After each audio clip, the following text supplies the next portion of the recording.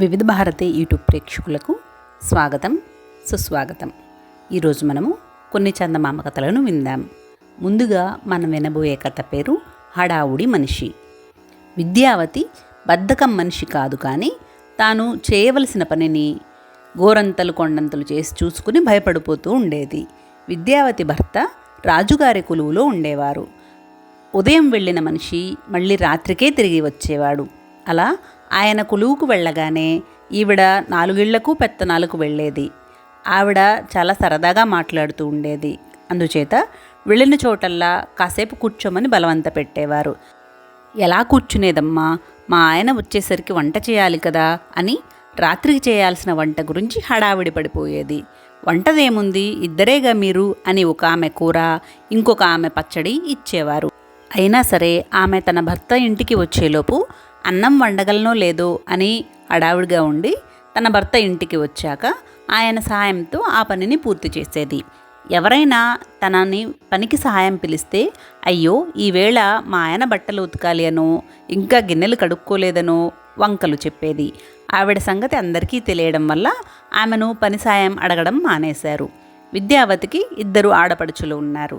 ఇద్దరికీ పెళ్లిళ్ళు అయ్యి కాపురాలు చేసుకుంటున్నారు. విద్యావతి భర్తకు వాళ్ళంటే ఎంతో ఇష్టం. వాళ్లకు వేరుశనక్కాయలు పేలాలు అంటే ఎంతో ఇష్టం. వాళ్ళు ఉంటున్న ప్రాంతాలలో అవి దొరకవు. విద్యావతి భర్త తన చెల్లెళ్ళ కోసమని 1 బిందెడు వేరుశనగకాయలు, 1 బిందెడు ధాన్యము కొని, నా చెల్లెళ్ళు వస్తున్నారు, వాళ్ళు వచ్చేసరికి నువ్వు ఈ వేరుశనగకాయలు ఒలిచి ధాన్యమంతా పేలాలు చేసి ఉంచు, వాళ్ళు నీ పనితనానికి అభిమానానికి ఎంతో మెచ్చుకుంటారు, ఉత్తప్పుడు ఎలా ఉన్నా ఇప్పుడైనా ఈ పనులన్నీ చెయ్యి అని చెప్పాడు. భర్త చెప్పిన మాటలకు సరేనన్నదే కానీ విద్యావతి గుండెల్లో రాయి పడినట్లయింది. ఆమె మనసంతా ఈ పనితోనే నిండిపోయింది. ఎవరింటికి వెళ్ళినా ఆమె మా ఆడపడుచులు వచ్చేస్తున్నారు, బిందెడు వేరుశనక్కాయలు అలవాలి, బిందెడు ధాన్యం పేలాలు చేయాలి అనే చెప్పసాగింది. ఆవిడ ఎవరికీ సహాయపడిన మనిషి కాదు కనుక ఎవ్వరూ ఆవిడకు సహాయం చేయడానికి ముందుకు రాలేదు. ప్రతిరోజు ఈ పనులు మొదలు పెట్టాలని అనుకునేదే కానీ తీరా మొదలుపెట్టబోయేసరికి చేయాల్సిన పని తలుచుకుని ఆమె గుండె అవిసిపోయేది. అమ్మో, ఇంత పని మొదలు పెడితే ఎప్పటికి తెమలను అనుకొని ఆమె పెత్తనాలకు వెళ్ళేది. అయితే స్థిరంగా ఎక్కడా కూర్చునిలేకపోయేది. రానున్న ఆడపడుచులను తాను చేయాల్సిన పనుల్ని తలుచుకుని ఎంతో ఆరాటపడేది. ఆడపడుచులు రావడానికి ఇంకా 10 రోజులు ఉందనగా విద్యావతి పెత్తనాలకు వెళ్ళడం మానేసింది. ఆవిడకు పాపం ఎన్ని పనులున్నాయో ఏమిటో అని అందరూ జాలిపడ్డారు. ఆవిడ లేకపోతే కొంతమందికి కాలక్షేపం కాదు. వాళ్ళు ఆవిడనే పిలవడానికి వెళ్ళారు. అయితే విద్యావతి చాలా హడావిడిగా ఉన్నట్లు కనపడుతూ వాళ్లను గుమ్మంలోనే పలకరించి పంపించేసింది. ఒకరోజు మధ్యాహ్నం గారడీవాడు వచ్చాడు. వీధిలోని వాళ్ళందరూ గారడీ ప్రదర్శన చూశారు. కానీ విద్యావతి ఆ ఛాయలకు రాలేదు. మా ఆడపడుచులు వస్తున్నారు, చాలా పనులున్నాయి అని అన్నదామె. ఇదే విధంగా కాశీ నుంచి గాజులవాడు వచ్చినా, కంచి నుంచి పట్టుచీరలవాడు వచ్చినా చూడటానికి కానీ బేరాలాడటానికి కానీ విద్యావతి బయటకు రాలేదు. తన ఆడపడుచులు వచ్చేస్తున్నారని, తనకు క్షణం తీరిక లేదని అందరికీ చెప్పేసింది. ఆవిడ ముఖంలోని గాబరా చూసి ఆవిడ ఆడపడుచులు చాలా గడుగ్గాయులై ఉంటారని వాళ్ళందరూ అనుకున్నారు. ఆ విధంగా విద్యావతి ఆడపడుచులను చూడాలన్న కుతూహలం కలిగి అందరూ ఆ ఆడపడుచుల రాక కోసం ఎదురు చూడసాగారు.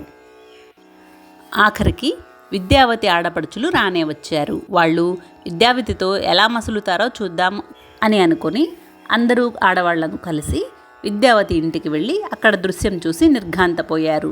విద్యావతి ఆడపడుచులలో ఒక ఆమె వేరుశనక్కాయలను ఒలుస్తున్నది, మరొక ఆమె పేలాలు వేయిస్తున్నది. విద్యావతి హడావుడిగా అటు ఇటూ తిరుగుతున్నది. చూడవచ్చిన వారిలో ఒక ఆమె బుగ్గలు నొక్కుకొని, అయ్యో ఈ మాత్రానికైనా తల్లి ఇన్ని రోజులు గుమ్మం కదిలి బయటికి రాలేదు అన్నది. పనిని తలుచుకుంటే నాకు కాళ్ళు చేతులు ఆడవు, అందుకే ఇన్నాళ్ళు బయటికి రాలేకపోయాను అన్నది విద్యావతి. మా వదిన హడావిడి మనిషిలేండి అన్నారు నవ్వుతూ ఆడపడుచులిద్దరూ. తరువాత మనం వినబోయే కథ పేరు కొత్త అల్లుడి బాధ్యత. రంగరాజుది పెద్ద కుటుంబం. అతనికి 10 మంది పిల్లలు. పెద్దవాళ్ళు 6 ఆడపిల్లలే. అయితే రంగరాజు 100 ఎకరాల మాగాణి భూమి గల సంపన్నుడు. అందుచేత అతని కుటుంబానికి వైభోగంగా జరిగిపోతూ ఉన్నది. పెద్ద కూతురికి పెళ్లి చేశాక రంగరాజు దీర్ఘవ్యాధితో మంచాన పడ్డాడు. అందుచేత ఆయన తన పెద్దల్లుడిని తన ఎంటనే ఉండి ఇంటి బాధ్యత నిర్వహించమని కోరాడు. పెద్ద అల్లుడు రాజయ్య పెద్ద దివాణానికి పెత్తనం దొరికింది కదా అని అనుకుని ఆయన మాటలకు సరేనని అన్నాడు. అతను మంచి వ్యవహార దక్షత గలవాడనడానికి సందేహం లేదు. మామగారి వ్యవహారాలు ఆకళింపు చేసుకోవడానికి అతనికి ఎంతో కాలం పట్టలేదు. రంగరాజు పొలాలను పశువులను చూసే నౌకర్లు 30 మంది దాకా ఉన్నారు. రాజయ్య గాదె కింది పందికొక్కులా మారి మామ సొమ్మునంతా తాను వీలైనంత వెనుకోసుకోసాగాడు. అందుకోసం మామగారి కుటుంబం పొదుపు అవలంబించేలాగా చేశాడు. ఏడాదికి 3 సార్లే కొత్త బట్టలు, వారానికి ఒకసారే పిండి వంటలు. రాజయ్య తన మరదళ్ళు నలుగురికి పెళ్ళిళ్ళు చేసేటప్పుడు తన తోడళ్ళుళ్ళు తన చెప్పు చేతలలో ఉండేవాళ్లుగా చూసి మరీ చేశాడు. అతని వ్యవహారాలలో జోక్యం కలుగు చేసుకోకుండా ఉంటే అతను తమకు సుఖంగా జరుగుబాటు అయ్యేలాగా చూస్తాడని వాళ్ళు గ్రహించి అతని పెత్తనం నిరాఘాటంగా సాగనిచ్చారు. ఇలా ఉండగా రంగరాజు 6వ కూతురు పెళ్లి రాజయ్య ఇష్ట ప్రకారం జరగలేదు. ఆ పిల్ల వీర్రాజు అనే యువకుణ్ణి ప్రేమించి అతన్ని తప్ప పెళ్లాడనని అన్నది. ఆ ఇద్దరికీ పెళ్లి అయ్యింది. దానితో రాజయ్యకు చిక్కులు ప్రారంభమయ్యాయి. వీర్రాజు వయసుకు చిన్నవాడే అయినా మంచి తెలివితేటలు కలవాడు. అతను రాజయ్య ప్రతిచర్యను ఎక్కదీసి ప్రశ్నించసాగాడు. అందువల్ల రాజయ్య పెత్తనానికి అడుగడుగునా ప్రతిబంధకాలు ఏర్పడ్డాయి. ప్రమాదాన్ని గ్రహించి అతను తన మామగారితో, చూస్తున్నారు కదా, ఇటీవల మనకు డబ్బు ఇబ్బంది ఎక్కువగా ఉంటున్నది. కారణం మరేమీ లేదు. ఇంటా బయట కూడా క్రమశిక్షణ తగ్గిపోయింది. నేను ఇంటికి అల్లుణ్ణి కానీ ఆస్తికి వారసుణ్ణి కాను కదా, అందుకని నా మాట ఎవ్వరూ వినడం లేదు అని అన్నాడు. ఈ మాటకు రంగరాజు నొచ్చుకుని, అయితే ఏం చేయాలి అని అడిగాడు. మీకు నా మీద నమ్మకం ఉంటే మీ పెద్ద అబ్బాయికి కాస్త వ్యవహార జ్ఞానం అబ్బేదాకా ఆస్తిని కాపాడటానికి సర్వహక్కులు నాకు ఇచ్చినట్లు ప్రకటించండి అని అన్నాడు రాజయ్య. ఆ ప్రకారమే రంగరాజు ఇంటిల్లపాదిని పనివాళ్లను పిలిచి రాజయ్య ఏం చెప్పినా అది తాను చెప్పినట్టేనని, అతడి మీద ఎవరూ ఫిర్యాదు చేసినా తాను వినబోవడం లేదని చెప్పేశాడు. ఇంకా రాజయ్య విజృంభించి మామగారి సొత్తును మరింత చురుకుగా కొల్లగొట్టసాగాడు.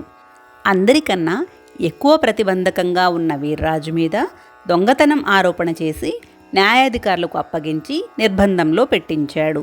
వ్యవహారం ఇలా ముదిరినాక రంగరాజు ఆక్షేపణ తెలిపాడు. ఆయనకు మతి చెలించిందని రాజయ్య ప్రచారం చేశాడు. అతనికి ఇక అడ్డులేదు. అతను తన సొంత ఊళ్ళో బహిరంగంగానే పెద్ద మేడ కట్టించనారంభించాడు. అయితే వీర్రాజు మీది దొంగతనం ఆరోపణ నిలవలేదు. అతన్ని అధికారులు నిర్బంధం నుంచి విడిచిపెట్టారు. అతను పరిస్థితులన్నీ తెలుసుకుని న్యాయాధికారితో రాజయ్య దుర్మార్గాలన్నీ చెప్పి తమ మామగారికి పిచ్చి ఎక్కిందని గదిలో బంధించి ఉంచాడని వైద్యుల చేత పరీక్షలు చేయించమని కోరాడు. వైద్యులు రంగరాజును పరీక్షించి ఆయనకు ఎలాంటి పిచ్చి లేదని చెప్పారు. రంగరాజు తన పెద్ద అల్లుడికి లోగడ ఇచ్చిన పెత్తనం రద్దు చేసి దాన్ని వీర్రాజుకు అప్పగించాడు. కొన్ని నెలలు గడిచాయి. రాజయ్య అసలు స్వరూపం బయటపెట్టడం తప్ప వీర్రాజు మరేమీ సాధించలేదు. పనివాళ్లల్లో చురుకులేదు. రాజయ్య కొందరు పనివాళ్లను కూడగట్టుకునేందుకు వారికి సోమరితనం అలవాటు చేశాడు. దానివల్ల ఇతరులు కూడా వారిని చూసి పనిచేయడం మానివేశారు. తమ శ్రమ ఫలితం గురించి వాళ్ళు గర్వించడం మానేశారు. పశు సంపద కూడా అస్తవ్యస్తంగా ఉన్నది. వీర్రాజు ఈ పరిస్థితిని కొంచెం కూడా మార్చలేకపోయాడు. అతడు తన అసక్తతను గురించి ఒకసారి రంగరాజుతో మాట్లాడాడు. రంగరాజు నవ్వి, రాజయ్య దుర్మార్గుడైనంత మాత్రాన సమర్థుడు కాకపోలేదు. అతని స్వార్థం అతని సామర్థ్యాన్ని దెబ్బతీసింది. అతని తప్పులు ఎంచటం మానేసి ఖర్చుకు తగ్గట్టుగా ఆదాయాన్ని పెంచే మార్గం చూడు. కొత్త అల్లుడివైన నీ బాధ్యత అదే అని అన్నాడు రంగరాజు. దానితో వీర్రాజు రాజయ్య విషయం మర్చిపోయి రంగరాజు ఆస్తిని సక్రమమైన మార్గంలో పెట్టి 2 సంవత్సరాలలో పూర్వపు ఐశ్వర్యాన్ని వైభోగాన్ని తిరిగి నెలకొల్పాడు. తరువాత మనం వినబోయే కథ పేరు సారంగుడి వైరాగ్యం. సుదర్భ దేశంలో అన్ని రకాల దురాచారాలు ఉండేవి. అంటరానితనం ఉండేది. పంచములను ఊరికి దూరంగా ఉంచేవాళ్ళు. ఆడపిల్లలకు కట్నాలు ఇస్తే కానీ పెళ్ళిళ్ళు అయ్యేవి కావు. అధికారులు లంచాలు మరిగారు. ఉన్నవాళ్ళు లేనివాళ్ళు కూడా తాగుడు మరిగి డబ్బు తగలేసుకొని ఆరోగ్యాన్ని కూడా కోల్పోయేవారు. సుదర్భ దేశంలో సారంగుడనే మహాత్ముడు ఉండేవాడు. దేశంలో దురాచారాలు పోగొట్టాలంటే ప్రజలలో హెచ్చుగా ఉన్న నిరక్షరాస్యత నిర్మూలించాలని తీర్మానించుకుని దురాచారాల నిర్మూలనకు పెద్ద ఎత్తున ఉద్యమం లేవదీశాడు. తన ఉద్యమాన్ని చాలామంది వ్యతిరేకించినా ఆయన లక్ష్య పెట్టలేదు. యువకులు అధిక సంఖ్యలో ఆయనను బలపరిచారు. రాజు ఆ ఉద్యమాన్ని అణర్చడానికి ప్రయత్నించాడు. సైనికులు కూడా ప్రజలతో చేరిపోయి రాజును పడగొట్టారు. సారంగుడే దేశానికి రాజు కావాలని ప్రజలు ఏకకంఠంతో కోరారు. అయితే సారంగుడికి రాజ్యకాంక్ష లేదు. సారంగుడు తన అనుచరులలో ముఖ్యుడైన చరితార్థుడు అనేవాడిని రాజుగా చేసి ప్రజలలో ఎలాంటి దురాచారాలు తల ఎత్తకుండా చూసుకోవాలో చెప్పి తపస్సు చేసుకుంటానని అడవులకు వెళ్ళిపోయాడు. సారంగుడు అడవులలో ఆశ్రమం ఏర్పాటు చేసుకున్నాడు. 15 ఏళ్లు గడిచాక సుదర్భదేశం ఎప్పుడెలా ఉందో తెలుసుకోవాలని అనిపించింది. సారంగుడు చరితార్థుడి వద్దకు ఒక శిష్యుడిని పంపించి తనకు దేశ పరిస్థితి చూడాలి అని ఉన్నట్లు కబురు చేశాడు. ఈ కబురు అందగానే చరితార్థుడు ఒక రథం మీద తానే సారంగుడిని చూడటానికి వచ్చాడు. సారంగుడు తన ఆశ్రమాన్ని శిష్యులకు అప్పగించి చరితార్థుడి వెంట రథంలో వెళ్ళాడు. సుదర్భదేశంలో సారంగుడికి గొప్ప స్వాగతం లభించింది. సారంగుడు పర్యటన చేసేటప్పుడు చరితార్థుడు కూడా ఆయన వెంట ఉన్నాడు. సారంగుడు కారాగారానికి వెళ్ళి అక్కడ ఉన్న ఖైదీలను చూసి వివరాలను అడిగాడు. వారిలో కట్నాలు తీసుకున్నవారు, తాగిన వాళ్ళు, లంచం తీసుకుంటున్న ఉద్యోగులు, ఇతర నేరాలు చేసిన వాళ్ళు ఉన్నారు. రాజభటులు 1000 కళ్ళతో నేరస్తులను పట్టుకుంటున్నారు. అందుచేత నేరాలు చేసి శిక్ష పడకుండా తప్పించుకోవడం కష్టమైపోతున్నది అన్నాడు చరితార్థుడు. వీళ్ళు ఎంతకాలంగా కారాగృహంలో ఉంటున్నారు అని సారంగుడు అడిగాడు. మీ ఆశయాలను దృష్టిలో పెట్టుకుని శిక్షలు మరీ కఠినంగా ఉండకుండా చూస్తున్నాము. ఇలాంటి నేరాలకు 6 మాసాలకు మించి శిక్ష ఉండదు. వీళ్ళు ఇక్కడకు వచ్చి వారం రోజులు అవుతుందనుకుంటాను అన్నాడు చరితార్థుడు. సారంగుడు ఉలిక్కిపడి ఇక్కడ నుండి వెళ్ళిపోదాం అన్నాడు. ఆ తరువాత ఇద్దరూ ఒక కళ్యాణ భవనంలోకి వెళ్ళారు. కులాంతర వివాహాలు చేసుకునే వారికే ఈ భవనంలో సదుపాయాలుంటాయి. వర్ణాంతర వివాహాలను ప్రోత్సహించాలని ఈ భవనం నిర్మించాము. ఇప్పటికీ ఇందులో 100కు పైగా పెళ్లిళ్ళు అయ్యాయి. ప్రతి వివాహానికి 1000 వరహాలు బహుమతి ఇస్తుంటాను. 10 రోజుల క్రితమే ఇందులో ఆఖరి పెళ్లి జరిగింది. ఇలా చరితార్థుడు ఉత్సాహంగా ఒక్కొక్కటి చెప్పుకుంటూ పోతుంటే సారంగుడు కళ్ళు తుడుచుకున్నాడు. అవి ఆనంద బాష్పాలు కాబోలు అనుకున్నాడు చరితార్థుడు. అక్కడ నుండి ఇద్దరు క్రీడాస్థలాలకు వెళ్ళారు.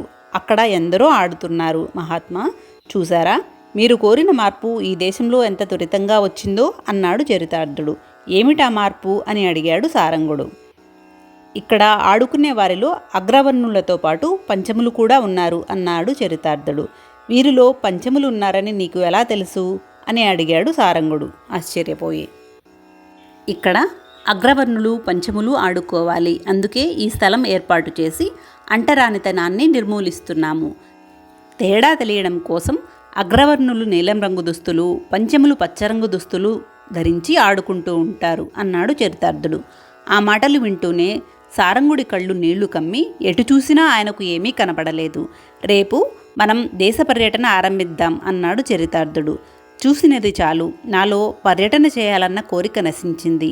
నా తిరుగు ప్రయాణానికి ఏర్పాటు చెయ్యి అన్నాడు సారంగుడు. అదేమిటి స్వామి అన్నాడు చరితార్థుడు ఆశ్చర్యంగా.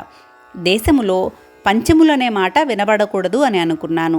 అంటరానితనం ప్రజలకు ఇంకా తెలియడము, వారితో కలిసి ఉండడం ఇంకా గొప్పగా భావించబడటమూ జరుగుతున్నది. వర్ణాంతర వివాహాలకు ప్రభుత్వం బహుమతులిస్తున్నదంటే ప్రజలు అలాంటి వివాహాలను ఇంకా ప్రారంభించలేదన్నమాటేగా. కట్నాలు, తాగుడు, లంచగొండితనము ప్రజలలో ఇంకా పోలేదు. అందుచేత వారికి శిక్షలు పడుతున్నాయి. రాజువైన నువ్వు ఈ మాత్రం గ్రహించక ఏదో సాధించానని అనుకుని గర్వపడుతున్నావు. దురాచారాలు చట్టాలతో పోవు. ప్రజల మనస్సుల్లో పరివర్తన తీసుకురావాలి. నా శిక్షణలో ప్రజానాయకుడివైన నీ పరిపాలనలో పరిస్థితి ఇలాగుంటే ఇంకొకరు రాజై ఇంతకన్నా హెచ్చు సాధిస్తారన్న ఆశ నాకు లేదు. నిన్ను సరి అయిన ప్రజానాయకుడిగా భావించిన నా నిర్ణయం తప్పు.